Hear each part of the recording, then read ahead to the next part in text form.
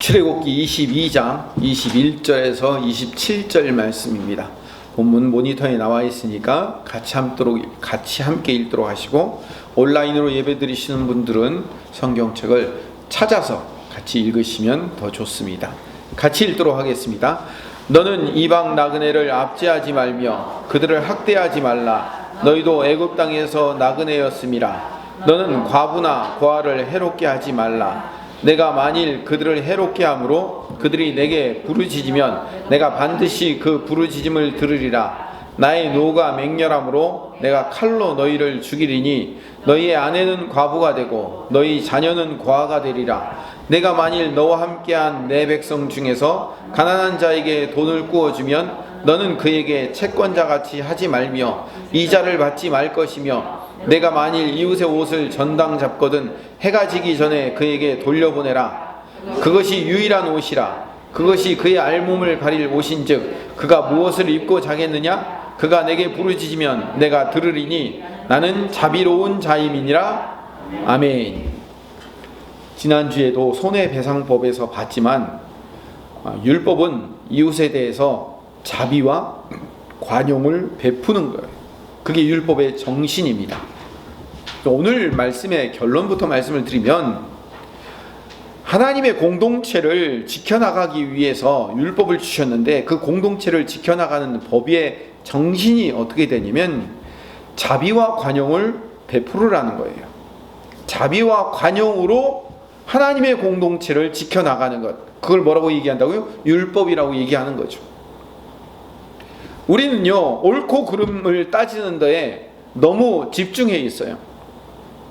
나는 옳고 너는 틀리고, 우리 편은 옳고 너희 편은 틀리다라는 것을 드러내고 그걸 증명하기 위해서 애쓰고 있는데, 사실 성경이 말하는 바는요, 옳고 그름을 따지는 것이 나쁜 게 아니에요. 옳고 그름보다 더 앞서는 것이 있는데, 그게 뭐냐면 자비와 관용이라는 거예요. 그 성경이 말하는 바죠. 여러분, 성경 중에 가장 읽기 어려운 졸린 책이 어딜까요? 레위기 많이 얘기하죠. 그렇죠? 출애굽기 후반부, 레위기, 민수기 앞부분, 그리고 신명기 전체가 다 율법이에요. 613개의 율법을 나열해 설명하는데, 그 율법을 읽다 보면 사실 우리는요, 굉장히 지루함을 느껴요. 뭔 하고 뭔 하지 말고, 그리고 그 법이 지금 우리에게 적용되는 법도 아니에요. 제사법이라든지 문둥병을 가려내는 법이라든지 이런 법들이 우리와 무슨 그런 관련이 있겠습니까? 그런 지루한 율법을 읽으면서 우리가 그 율법 안에서 깨달아야 될 것은, 그러니까 이것을 이렇게 지켜야 된다, 저렇게 지켜야 된다라는, 어떻게 지켜야 된다는 것이 중요한 것이 아니라 그 율법의 정신이 무엇인가를 알고 읽어야 되는 거예요. 앞으로 우리가 성경을 읽을 때 2021년대 새롭게 이제 성경을 일독합시다. 예, 그렇게 일독을 할 때 레위기가 닥치면, 출애굽기 후반부가 닥치면, 민수기 앞부분이 닥치면 우리는 뭘로 읽었냐면 이 율법을 자비와 관용을 베푸는 법으로 읽어봐야 되는 거예요. 저 어렸을 때는요, 서산장로교에 다녔는데 거기서는요, 이전에는 그 주일날 이 돈을 가지고 가서 가게 가서 물건을 못 사게 했어요. 왜? 그것이 안식일을 어기는 거기 때문에. 안식일날 일을 하는 것이 옳으냐 틀리냐, 이렇게 하는 것이 맞냐 틀리냐, 이거 가지고 싸웠어요. 옳고 그름을 가지고. 근데 성경은 주일날 돈 가지고 가서 가게에서 물건 사는 게 죄냐 아니냐, 해야 되느냐 안 해야 되느냐, 이게 중요함으로 다가오지 않는다니까요. 더 중요한 것은 주일날 우리가 자비와 관용함을 가지고 살았느냐 살지 않았느냐가 훨씬 더 중요한 거예요. 하나님의 성품의 가장 큰 성품이 뭐냐면 사랑이에요. 그래서 사랑의 하나님이라고 말씀하죠. 그렇죠? 그런데 이 사랑이라는 속성 안에 뭐가 들어가 있냐면 자비로우시며 은혜로우시며 노하기를 더디하시며 우리에게 인자와 긍휼을 베푸시는 분, 그게 하나님의 속성인 거예요. 우리의 잘못한 것, 우리의 못난 부분을 그냥 그대로 갚아주지 않으시고 우리가 한 행동대로 심판하지 않으시는 하나님, 그러니까 하나님 자체가 뭐예요? 긍휼과 자비를 베푸시는 분이에요. 그래서 그래서 그 하나님이 우리에게 주시는 율법은 뭐냐면 그 율법의 정신, 그 율법의 목적, 그 율법의 의미, 뭘 얘기해도 괜찮습니다. 그 율법이 말하는 바는 하나님께 받은 은혜를 우리도 우리의 이웃에게 자비와 관용으로 베풀고 나눠주는 것. 그게 율법의 정신인 거예요. 예를 하나 들어볼까요? 손해배상법, 지난주에 읽은 내용인데 재산에 관한 배상법이에요. 1절부터 15절까지 재산에 관한 그 배상법에 보면 절도와 관련된 법, 밭이나 포도원 이런 데서 피해를 봤을 때 어떻게 배상을 하는가, 아니면 물품을 도둑질했을 때 그것을 어떻게 배상해야 되는가에 대한 그런 법을 쭉 설명해 놨어요. 근데 여기 배상하다, 갚다라는 말이 히브리어 단어는 한 단어예요. 그러니까 우리말로는 갚다라고도 번역되어 있고 배상하다라고도 번역되어 있지만 히브리 단어는 한 단어예요. 출애굽기 20장, 21장, 22장에 걸쳐서 12번이나 사용돼요. 굉장히 많이 사용되고 반복되는 거거든요. 근데 이 히브리 단어가 샬람이에요. 어서 많이 들어봤죠? 어서 들어보셨어요? 네, 맞아요. 여러분들 기가 막히네요. 히브리어의 전문가이십니다. 맞아요. 샬롬이라는 단어, 우리가 안녕하세요, 평강, 평안하라 할 때 그 샬롬이라는 단어에서 파생된 단어가 샬람이에요. 그러니까 배상하다, 갚다는 뭐 하는 거라고요? 샬롬 해주는 거예요. 평강하고 평화해주는 거, 안녕해주는 거라고요. 샬롬이 그러니까 율법의 근본 의미인 거예요. 손해를 받고 피해를 받았을 때, 그 내가 실수를 하든 아니 누가 훔치고 도둑질하든 그것이 완전하게 갚아져야만 어떻게 된다고요? 샬롬이 이루어지는 거예요. 그래서 이 샬롬이 율법의 근본 의미가 되는 거예요. 방금 말씀드린 대로 자비로우시며 은혜로우시며 노하기를 더디하시는 하나님의 성품인 이 샬롬이 율법에 담겨져 있다니까요. 그래서 정리해서 말씀드리면 십계명이 모든 율법을 담고 있어요. 그 십계명은 율법으로 613개의 율법으로 해석되고 있어요. 그 모든 십계명과 율법의 근본 의미는 예수님도 말씀하셨지만 하나님 사랑과 이웃 사랑이에요. 이 하나님과 사랑과 이웃 사랑은 하나님도 사랑하고 이웃도 사랑하고, 물론 이런 의미도 있지만 이 율법의 근본 의미 안에는 하나님이 먼저 베풀어 주신 자비하심과 관용을 우리 이웃에게 전달하여 자비와 관용을 베푸는 것, 그게 하나님 사랑과 이웃 사랑인 거예요. 위로부터 전달되는 하나님의 사랑을 받아 아래로 전달해 주는 것, 그게 율법의 근본 정신이라니까요. 그래서 22장 1절에 보면 소를 도둑질하면 하나님께서 율법에 뭐라고 얘기하냐면 5마리로 갚아주래요. 양을 훔치면 4마리로 갚아주라는 거예요. 아니 내가 1마리 훔치면 1마리 도로 갖다 놓으면 되지 왜 4배로 5배로 배상을 해야 돼요? 그래야 샬롬이 이루어진다는 거예요. 여러분, 도둑질 당했다가 그 분한 마음이 어떻게 해야 풀린다고요? 4배 5배로 갚아줘야 어떻게 하는 거예요? 풀리는 거예요. 샬롬이 이루어지는 거예요. 마음까지 보상을 해주라는 거예요. 심적인 보상까지 해주라는 거예요. 근데 더 엄청난 것은요, 배상할 방법이 없으면 22장 3절 후반절에 보니까 한번 같이 읽어봅시다. 시작. 해돋은 후에는 피 흘린 죄가 있으리라. 도둑은 반드시 배상할 것이나 배상할 것이 없으면 그 몸을 팔아 그 도둑질하는 것을 배상할 것이다. 내 몸을 팔아서라도 그 사람의 마음을 샬롬하게 만들으라는 거예요. 이게 배상의 법칙이에요. 10계명의 8번째 계명이 뭐예요? 도둑질하지 말라. 10번째 계명, 이웃의 것을 탐내지 말라. 이 8번째와 10번째 계명을 율법적으로 해석한 게 뭐냐면, 네가 네 몸으로라도 이웃과의 관계를 회복시키고 샬롬을 만들어. 네 몸을 팔아서라도 4배 5배를 갚아서 그 이웃과의 관계, 샬롬을 만들어야 돼. 평강을 만들어야 돼. 깨어진 화평을 회복하기 위해서는 네가 4배 5배 노력하지 않으면 안 돼 라고 말하는 것이 뭐라고요? 율법의 정신이라는 거예요. 여러분, 그런데 이 율법의 정신을 어디서 완벽하게 완성하신지 아십니까? 신약에서 완성해요.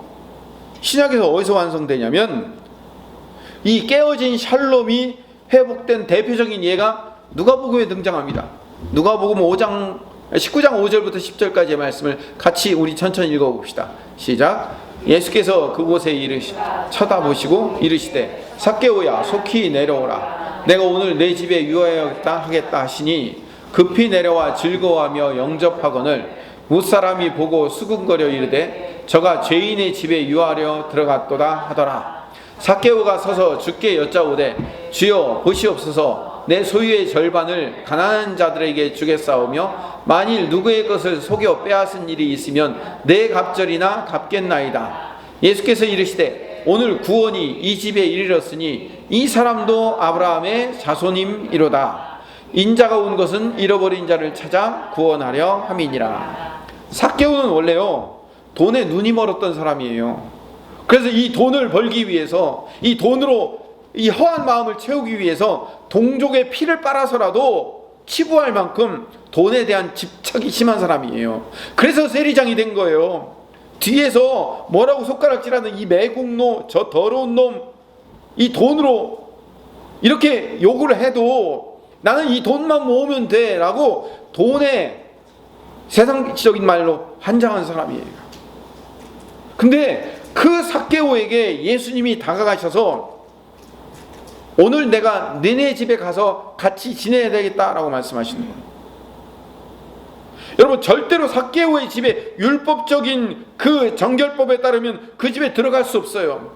정결법으로도 들어갈 수 없지만 여러분 만약 삭개오의 집에 들어간다는 것은 삭개오와 동일한 취급을 받는 거예요. 너도 똑같은 놈이야 이런 손가락질을 받게 되는 거죠. 그런데 예수님께서는 그 손가락질을 받음에도 불구하고 나는 오늘 너와 함께 하겠다라고 말씀하시는 거예요. 삭개오를 내 친구로 인정해주고 삭개오와 함께 같이 먹고 잠으로 말미암아 삭개오의 인격을 나와 동등되어 취급해주는 인격체로 취급해주는 거예요. 절대로 그럴 수 없는 사람에게 먼저 주님이 다가가셔서 자비와 관용을 베풀어 주시는 거예요. 여러분 그렇게 예수님이 뒤통수에 대고 손가락질하는 것을 무릅쓰고 간 거예요. 예수님이 먼저 어떻게 하신 거예요? 희생하신 거예요. 자기 몸으로 희생하셔 가신 거예요. 그래서 삭개오가 어떻게 됐습니까? 6절에 즐거워하여 영접하거늘. 세상에 저분이 나와서 함께 하다니 즐거워 영접하는 거예요. 그리고 8절에 소유의 절반을 가난한 자들에게 나눠주고 속인 것이 있으면 몇 배를 갚는다고요? 4배를 갚는데요. 지금 뭐가 완성된 거예요? 율법의 배상법 샬롬이 완성되고 있잖아요. 지금 그냥 4배를 갚다고 하는 게 아니에요. 삭개오는 지금 뭘 완성하고 있는 거예요? 손해배상법의 출애굽기 22장의 말씀이 완성되고 있는 것을 지금 신약이 보여주고 있는 거예요. 빼앗은 사람들의 마음의 빚까지 4배를 갚아주는 거예요. 아니 빼앗은 것만큼만 그냥 돌려주면 되잖아요.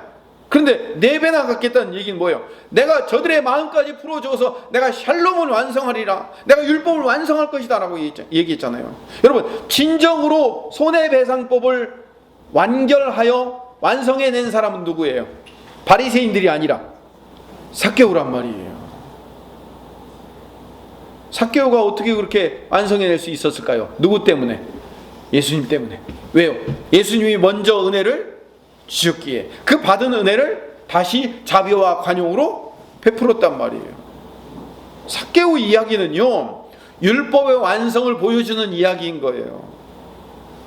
그렇게 된 삭개오가 재산이 얼마 남았을까요?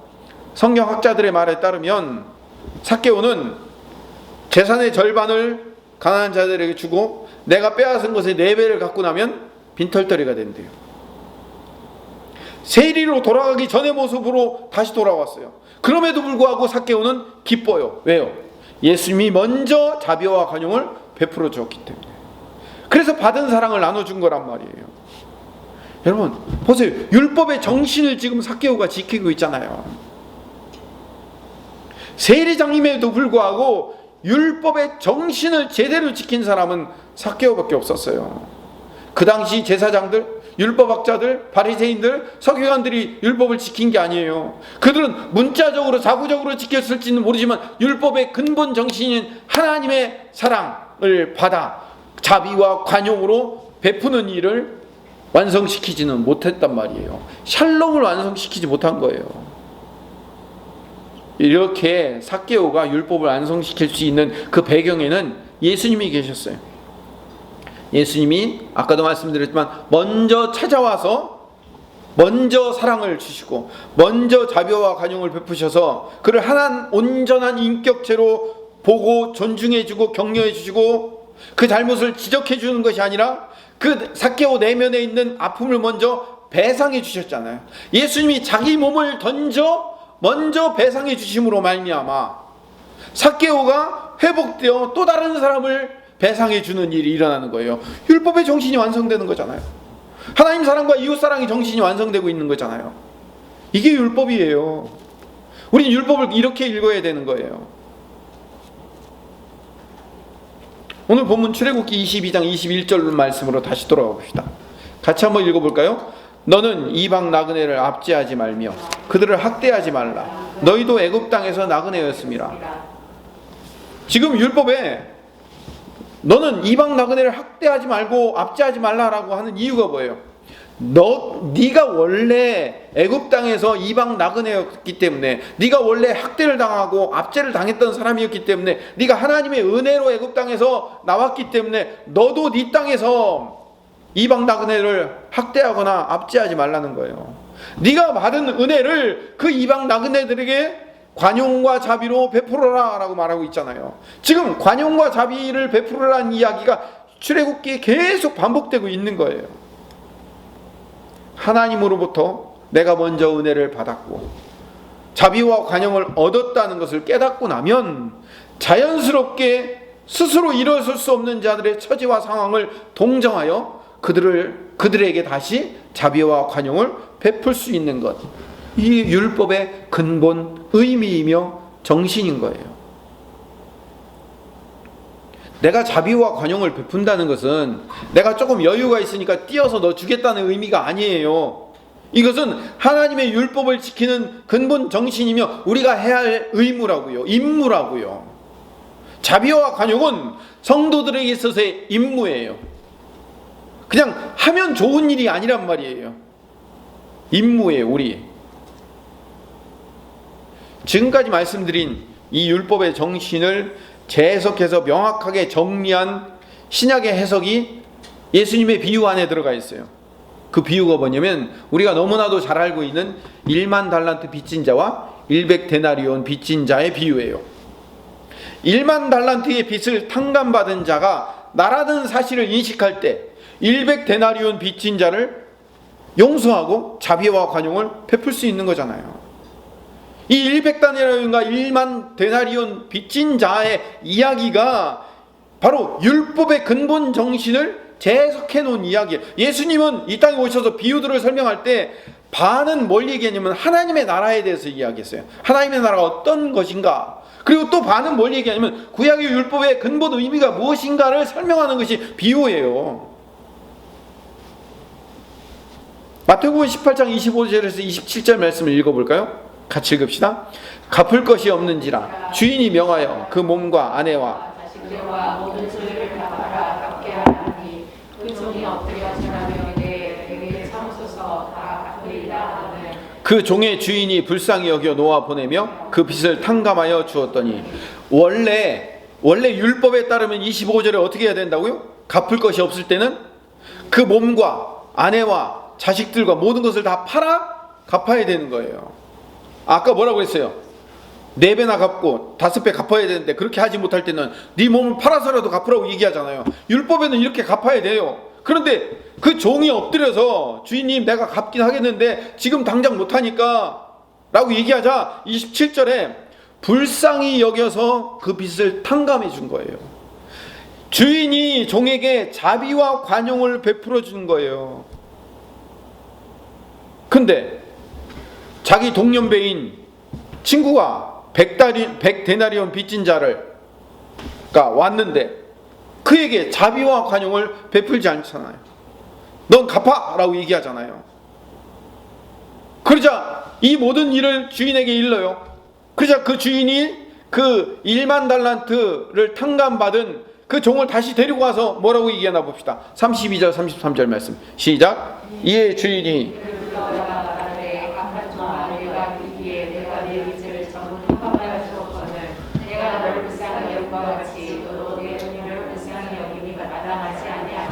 자, 이 율법의 정신이 여기 들어가 있어요. 내가 너를 불쌍히 여겼기에 너도 너의 이웃을 불쌍히 여겨야 되는 거 아니냐. 아까 처음에 뭐라고 했어요? 율법의 정신이 뭐라고요? 하나님의 사랑을 받아 그 사랑을 전달하는 거라고요. 하나님의 자비와 관용을 받아서 그 자비와 관용을 베푸는 거라고. 이게 율법의 정신이라고 그랬죠. 1만 달란트를 네가 탕감 받았으니 너도 100데나리온을 탕감해 주어라. 이거 율법의 정신을 지키라고 하는데 그 사람은 지금 그 율법의 정신을 지키지 않은 거잖아요. 그렇게 율법의 정신을 지키지 않는 사람은 어떻게 될까요? 다시 출애굽기 22장 24절 본문으로 돌아가 보면 자비와 관용을 베풀지 않는 자에 대한 경고를 하고 있어요. 같이 읽읍시다. 시작. 나의 노가 맹렬함으로 내가 칼로 너희를 죽이리니 너희 아내는 과부가 되고 너희 자녀는 과가 되리라. 이게 굉장히 무서운 얘기예요. 네 아내는 과부가 되고 너 자녀는 고아가 되리라는 얘기는 너는 어떻게 된다는 얘기예요? 죽는다는 얘기잖아요. 자비와 관용을 베풀지 않았을 때 긍휼을 베풀지 않고 푸대접하면 네가 그렇게 당할 거야 라고 얘기하는 거예요. 율법의 근본 정신을 지키지 않으면 하나님으로부터 받았던 그 놀라운 긍휼하심과 사랑과 자비와 관용을 이웃에게 전달하지 않으면 네가 그렇게 될 거야 라고 얘기하는 거예요. 이걸 예수님이 가르쳐 주셨어요. 예수님이 마태복음 6장 12절에 주기도문을 가르쳐 주시면서 특별히 12절에 이렇게 가르쳐 주셨어요. 같이 읽읍시다. 시작. 우리가 우리에게 죄 지은 자를 사하여 준 것 같이 우리 죄를 사하여 주옵시고. 여기 주석에 보면 이렇게 나와 있어요. 요 본문 밑에 빚진 자를 탕감하여 준 것 같이 우리의 빚을 탕감하여 주옵시고 라고 그 주석에 나와 있어요. 여러분 집에 가 찾아보고 읽어보시면 그렇게 나와 있습니다. 근데 주기도문은요 다른 부연 설명이 없는데 이 12절의 말씀만큼은 밑에 주기도문이 끝난 다음에 14절 15절에 부연 설명을 해줘요. 어떻게 부연 설명을 해주나 봅시다. 같이 읽읍시다. 너희가 사람의 잘못을 용서하면 너희 하늘 아버지께서도 너희 잘못을 용서하시려니와 너희가 사람의 잘못을 용서하지 아니하면 너희 아버지께서도 너희 잘못을 용서하지 아니하시리라. 이게 무슨 얘기라고요? 100데나리온 빚진 자에게 자비와 관용을 베풀지 않으면 너 도로 다시 잡혀갖고 너 탕감받았던 1만 달란트 그거 다시 갚게 만들 거야 라고 하시는 경고의 주기도문식 버전이 되는 거예요. 율법의 정신을 신약적으로 예수님께서 재해석해 주신 말씀이에요. 여러분 예수님께서 오셔서 이 땅에 비유나 말씀으로 하신 모든 이야기는 어느 날 하늘에서 뚝 떨어진 새로운 이야기를 절대로 하신 게 아니에요. 무슨 이야기를 하신 거예요? 구약에 하나님이 말씀하신 율법의 이야기를 재해석, 반복하신 거예요. 출애굽기 22장 23절 말씀을 봅시다. 출애굽기 22장 23절 말씀 같이 읽읍시다. 내가 만일 그들을 해롭게 함으로 그들이 내게 부르짖으면 내가 반드시 그 부르짖음을 들으리라. 연약한 자들, 과부와 고아와 이방인들과 나그네들 그 긍휼과 자비하심, 자비와 관용을 베품 받고 살지 않는 자들이 그 원함과 원통을 하나님 앞에 부르짖으면 하나님은 그것을 반드시 들으시겠다는 거예요. 27절에도 반복하고 있어요. 27절에도 같이 읽읍시다. 그것이 유일한 옷이라 그것이 그의 알몸을 가리고 오신즉 그가 무엇을 입고 자겠느냐 그가 내게 부르짖으면 내가 들으리니. 예, 주님 앞에 그 억울함과 자비와 관용 받지 못함을 부르짖으면 주님은 들으실 거라는 거예요. 이 얘기를 반대로 뒤집어 얘기하면 뭐 하는 거예요? 우리는 자비와 관용을 베풀지 않으면 그 자비와 관용을 받아야 될 사람들이 하나님 앞에 기도하면 우리는 도로 받게 될 거라는 무서운 이야기를 하고 있는 거예요. 우리가 지금 1만 달란트의 빚을 탕감받은 자로서의 책임을 부여받고 있다는 사실을 성경은 분명히 말하고 있는 거예요. 신약이든 구약이든 동일하게 그러면서 27절 마지막에 아주 중요한 하나님의 속성을 다시 한번 선포하고 계셔요. 맨 마지막 줄이 어떻게 되죠? 나는 자비로운 자임이라. 자비의 하나님, 하나님의 정체성을 선포하고 계세요. 하나님은 자비로운 분이라는 거예요. 그래서 율법의 정신을 제대로 지킨 사람은 누구냐면 하나님의 사랑과 그 용서와 은혜를 받았다는 사실을 깨닫고 그것을 다시 나의 이웃과 나의 가정에 자비와 관용을 베풀 수 있는 사람이, 아니 베풀고 있는 사람이 율법의 정신을 지키고 있는 사람인 거예요. 제가 이 출애굽기 율법 내용을 설명하면서 매주마다 수없이 거의 매주마다 반복하는 내용이지만요, 율법은 글자 그대로 문자 그대로 지키는가 안 지키는가에 초점이 있지 않아요. 아까도 말씀드렸잖아요. 주일날 저 어렸을 때 가게 가서 돈 주고 물건 사 먹냐 안 사 먹냐 이걸 가지고 죄냐 아니냐 그래가지고 문자 그대로 지키는가 안 지키는가에 초점이 있는 게 아니라 율법의 근본 정신을 지키는 거라고요. 율법의 내면 이면을 읽어야 돼요. 하나님의 마음을 읽을 수 있어야 되죠. 하나님의 그 마음, 자비와 긍휼을 좀 베풀어라. 내가 너한테 줬지 않니? 그거를 너도 나눠줘. 이 마음을 읽어야 된다고요. 학생이 공부를 더럽게 안 하고 있는데 엄마가 나가면서 화가 나가지고 너 이제 제발 게임 좀 그만해. 핸드폰 좀 보지 마. 너 나 다시 들어올 때까지 핸드폰 또 하는 거 보면 가만히 안 둘 거야. 라고 명령하고 엄마가 나갔어요.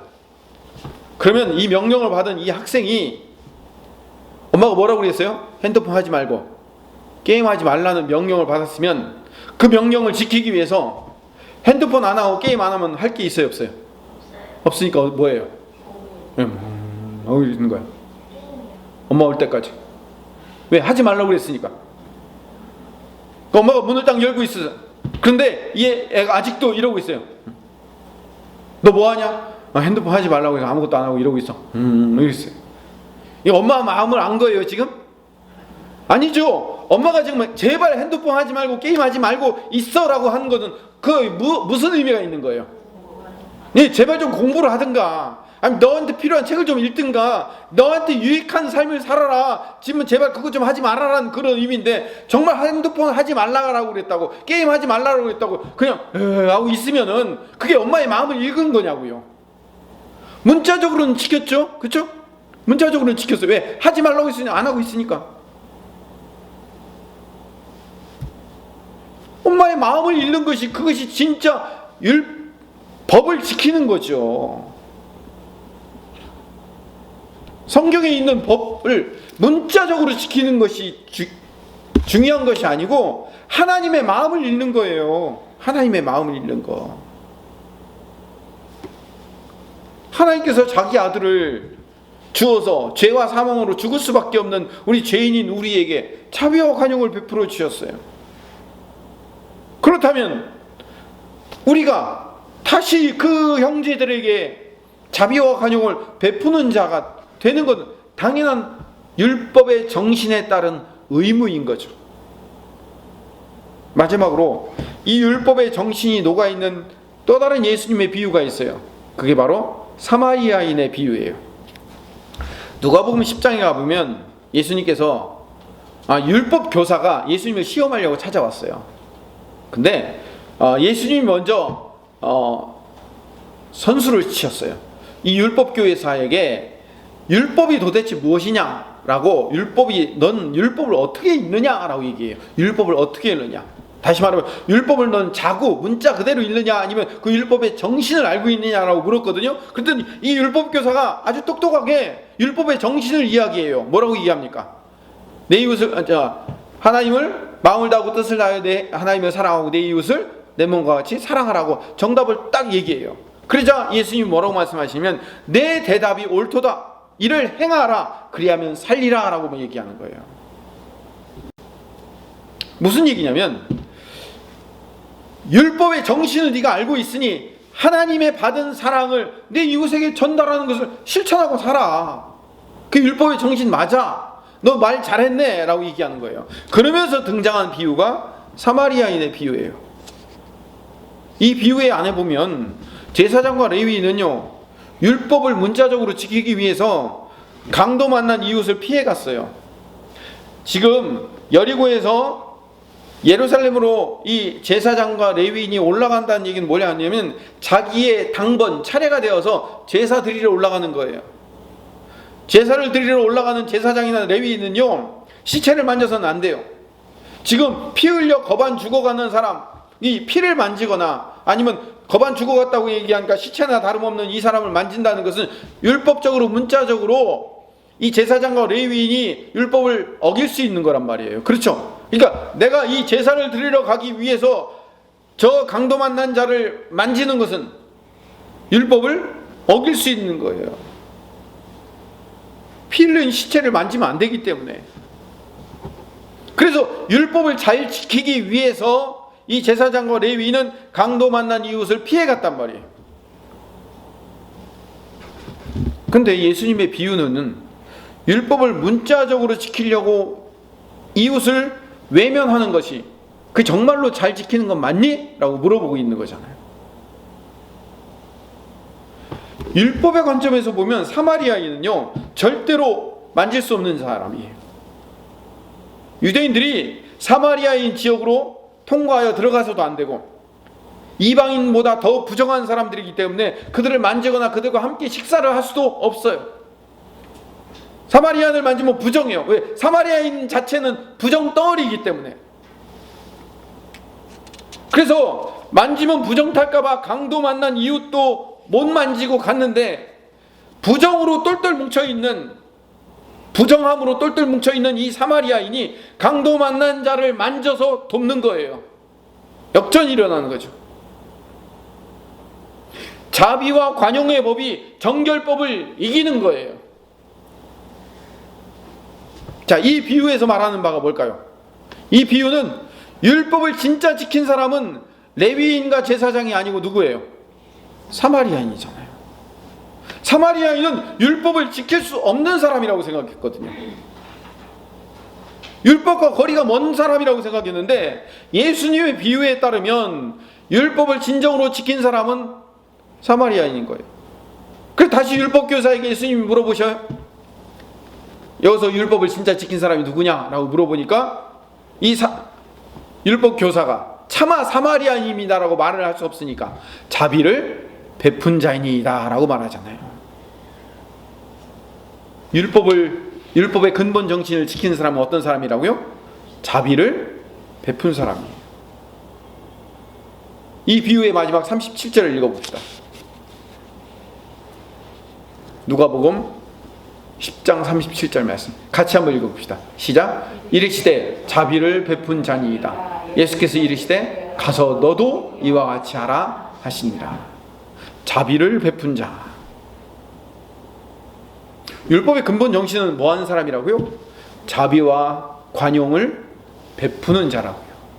근데 아까 우리 출애굽기 22장 27절에 마지막에 어떻게 하나님의 성품이 마감되고 있죠? 맨 마지막 줄 어떻게 해요? 나는 자비로운 자입니다. 하나님의 속성, 하나님의 성품 자체가 자비로운 자이기 때문에 그 하나님의 입에서 나온 모든 율법의 근본 정신이며 핵심은 어디서 완성된다고요? 누가복음 10장 37절의 말씀대로 자비를 베푼 자가 완성을 할 수 있다는 거예요.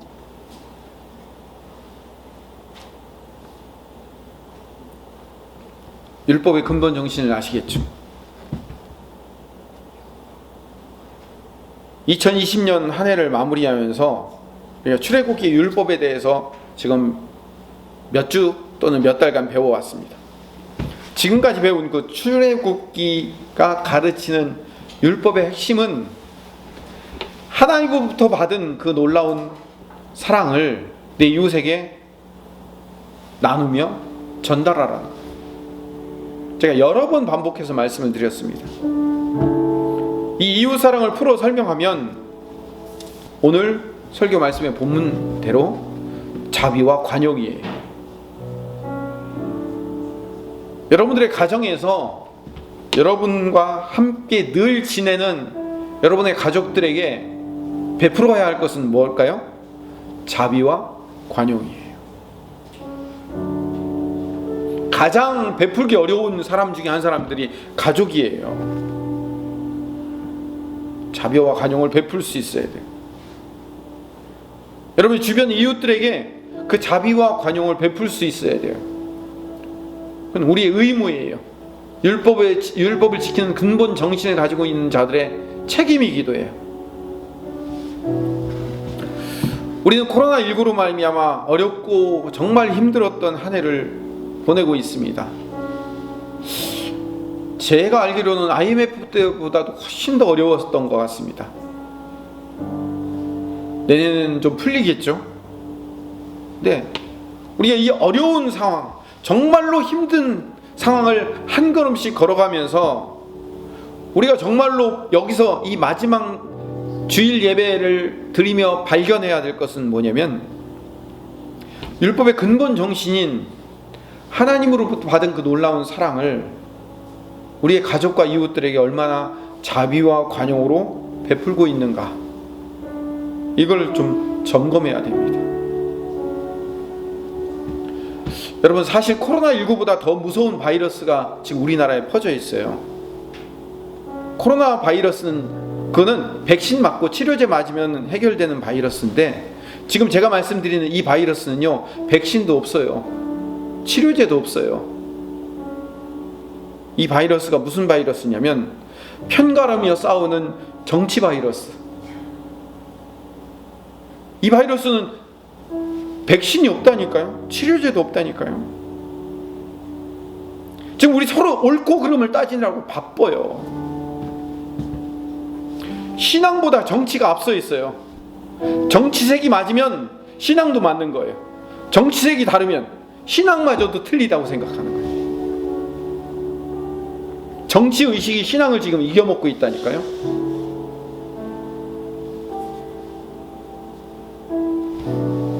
우리가 반대하는 그 반대쪽에 있는 사람들도요, 하나님의 사람들이고 이웃이에요. 우리는 한없는 자비와 관용이 필요한 거예요. 한없는 자비와 관용이 필요해요. 내가 내 몸을 내어주어서라도 4배 5배를 갚아서라도 우리는 샬롬을 이루어야 되는 거예요. 2020년은 이렇게 지나갔지만 2021년은 우리 그 자비와 관용을 우리의 가족과 이웃들에게 베푸는 성도가 되시기를 간절히 소망합니다. 우리 그렇게 바뀌어야 됩니다. 정말 바뀌어야 됩니다. 정말 바뀌어야 됩니다. 이제는 우리의 의무예요. 우리의 책임이에요. 자비와 관용을 베풀기를 위해 애쓰시는 2021년 되게 해달라고 함께 기도하시는 주의 백성 되기를 간절히 소망합니다.